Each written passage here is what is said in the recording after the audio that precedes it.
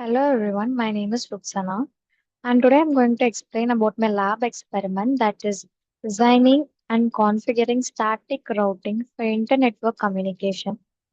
The main aim of this experiment is to design a network topology that performs the initial router configuration required for connectivity and configure static routes to enable communication between different hosts across multiple networks.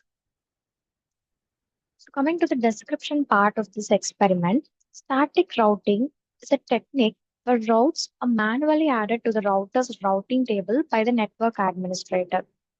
These routes remain fixed and doesn't change automatically even if the network topology changes.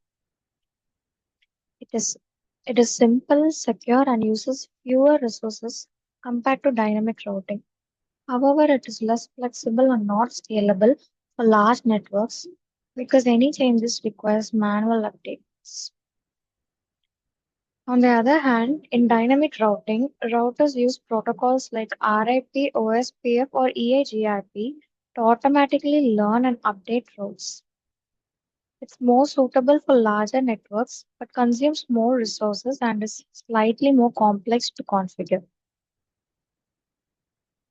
So let us come to the network design and configuration. So this is the topology diagram. In this lab, I designed a network using IP addressing such as 192.168.10.0/24 and 192.168.20.0/24 for the local networks, as you can see, and 10.10.10.0/8 as a serial link between routers. Each router interface was configured with the appropriate IP address and subnet mask. For example, router 1's fast Ethernet interface was assigned 192.168.10.1 with a subnet mask 255.255.255.0. The connected PCs were configured with IPs like 192.168.10.2 and 192.168.10.3, and their default gateway was set to 192.168.10.1. After configuring the interface, static routes were added manually using commands like iproute and the IP address and the subnet mask, then the serial link. And again coming to the IP route and its address and subnet mask and the serial link. These commands ensure that each router knows how to reach the remote networks through specific interfaces.